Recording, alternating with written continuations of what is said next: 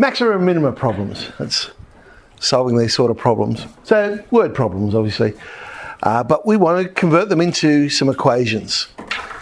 So we reduce the problem down, usually down to 2 equations. Yeah, it's not always. Sometimes it might be more. Sometimes it might only be 1. But usually it's going to be 2.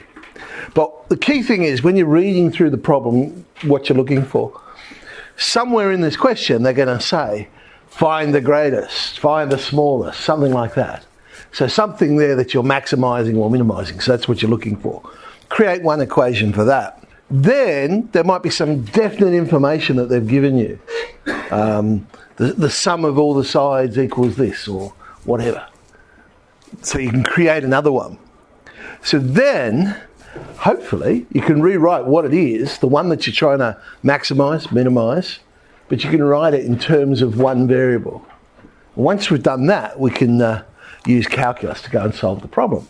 So here's a typical sort of problem. I'm sure you've experienced this yourself. You have a rope 36 metres long and you want to cut it into 2 pieces. Now the first piece you want to form a square. The other is going to be a rectangle. However, one side of that rectangle has to be the same length as the square. But you want to cut the rope in such a way that the sum of the areas is going to be a maximum. All right, there's my square. And next to it is a rectangle which has one side same length as the square. Yeah, let's give it some pronumerals. Very creative we'll be with these pronumerals. How about S for square? The other one will have one side S, and seeing it's a rectangle, we'll call the other side R for rectangle. Okay, one piece of information is what it is we're trying to maximise. And in this case, we're trying to maximise the sum of the areas. So that would be S squared plus RS. A piece of information that's been given to us. What is that information? Because the perimeter must be the rope. And the length of the rope we know is 36. So 6S plus 2R is 36. So I want to eliminate out of A either the R or the S. I just want one pronumeral. And we want to be sensible about this. I mean, I could eliminate the S if I wanted to, but that's going to be more work. So let's eliminate the R. So we'll make R the subject in our second one, 18 minus 3S. Sub it into the first one, and we end up with a nice quadratic. So the question is, when is that area a maximum? Now, of course, we could do this without calculus, because we've ended up with a quadratic. Yeah, so the maximum area, it's like the y value of the quadratic, we'd know it'd be minus the discriminant on 4a. But we'll use calculus to do it. So in order to do it, let's differentiate, and I'll find the second derivative as well, so we can confirm that it is indeed a maximum. We know the stationary points, they're going to occur when, in this case, dA ds equals 0. So 9 on 2. Let's sub it into the second derivative. Mind you, second derivative is a constant anyway. Negative 4, less than 0. So yes, indeed, when the side length of the square is 4.5 metres, the area is a maximum. Make sure you read the question carefully. Notice I haven't bothered to find the area. It didn't ask that. It simply asked what is the length of the square. So no need to do more work. I'll just write down the length of the square. The interesting thing, of course, is look at the length of the square. What does that tell you about the rectangle? I.e. that rectangle is also a square.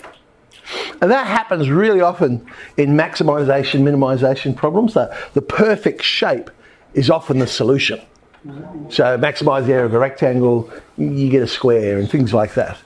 Doesn't always happen, but it happens a heck of a lot. Because we want to make a bucket, and it's a cylindrical bucket, and it's going to hold the largest amount of liquid. No, that makes sense. I've got a bucket, I want to put as much in it that I can. However, the surface area is 12 pi units squared. Ooh, lucky about that pi. So the material we've got to make our bucket, we've got a certain amount of material. What size will our bucket be? By the way, we're also quite amazing, because when we make this bucket, there's going to be no wastage. We're going to use every piece of the material. So let's see. There's my cylindrical bucket. So the volume of a cylinder, pi r squared h, we know that.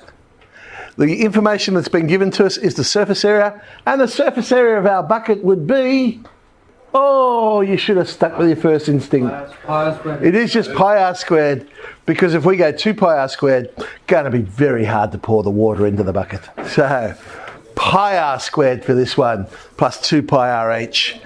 As I say, lucky it was 12 pi, because the pi's will now cancel, making life a little bit easier. We'll make h the subject for this one. So we get 12 minus r squared on 2r. Sub it into the volume. Tidy that up a bit, and there we go. We've got a cubic this time. Volume. Find the first derivative. Find the second derivative. Stationary points occur. We have 2 possibilities. Now let's be sensible about this. Which one do you think we might pick? Positive. It makes more sense to go for the +2. That can't be negative. Because, well, I mean, it might be negative. Somehow. We could make a bucket with a radius of negative, I don't know. That's what positive. You're right, because of course, when we sub it in, r equals 2 gives us minus 6 pi. So that would be the maximum. See, if we made the radius -2, we'd actually end up with a minimum. It would be a very interesting bucket. Now, again, answer the question. They asked for the volume, the radius, and the height in this case. So it's 8 pi units cubed. And that's when both the radius and the height is 2. A very weird bucket. The height of the bucket's the same as the radius of the bucket. But again, you see that perfection happening, where the radius and the height are matching in there. Okay.